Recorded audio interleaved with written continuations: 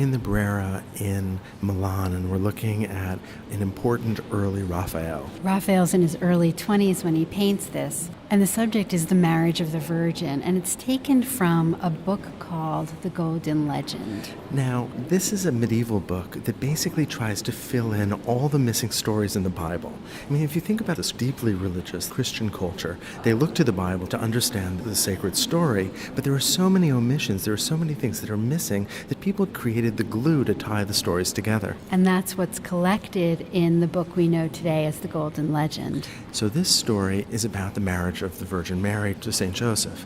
And the story says that there were a number of people that wanted to marry Mary. She had many suitors. And each of these suitors had a rod, and that she would be married to the one whose rod flowered. Miraculously flowered. Needless to say. And so they went to the temple, and the man whose rod flowered was Joseph. And we can see that in this painting. Joseph, who's got that wonderful yellow drape over his shoulder and around his waist, is putting a ring tenderly on the Virgin Mary's finger, and he holds in his left hand a rod that indeed has leaves at its end. And there are other suitors behind him who you can see have rods without flowers on the end. And one suitor in the front is annoyed and has decided to break the rod on his knee. This wonderful human narrative quality here. This is not just the sacred event, but it really is enacting it before us as a kind of performance. And so right in the center, we have a priest marrying Mary and Joseph. And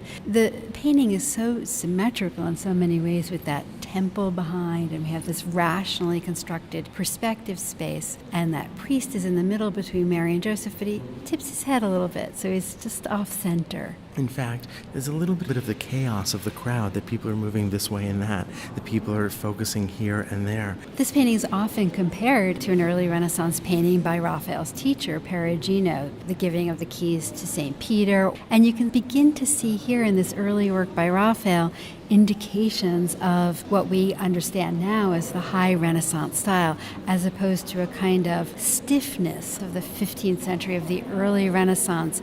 Raphael gives us figures who seem to move very easily and elegantly. So make no mistake, this is a painting that is still clearly indebted to Perugino. But I think you're absolutely right. Raphael is beginning to step out of his master's shadow. He signed the painting, and if you look very closely at the front of the temple, you can see it says Rafael Urbanus, Raphael from Urbino.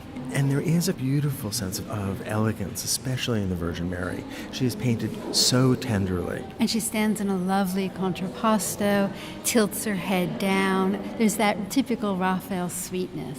So whereas the early Renaissance so often was trying to reveal the truths of what we see, of the world that we live in, here there's an attempt to perfect, to create a kind of balanced, harmonious representation of an ideal, heavenly place. Ideal beauty, perfection, harmony are qualities we associate with the high Renaissance, and we see that in the background of this painting.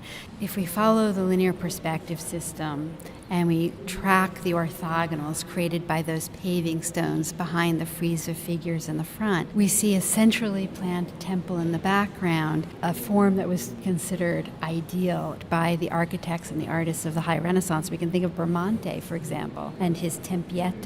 It's a spectacular building, and I love the way that the linear perspective leads our eye back there past the frieze of figures in the foreground, and then our eyes are allowed to move around that arcade that's occupied by those smaller figures, but then my eye goes back to the doorway, and then through the building to the doorway on its far side, and to the sky that's revealed beyond even that.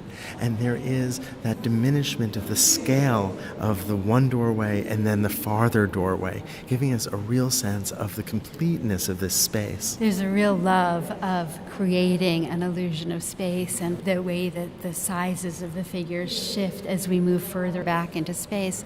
We have this real harmony here that I think is very typical of the high Renaissance between the architecture and the figures, where one ennobles another, where one is as ideal and perfect as the other. It's this high Renaissance moment, although the very beginnings. And of course, we're looking with hindsight as to what will happen.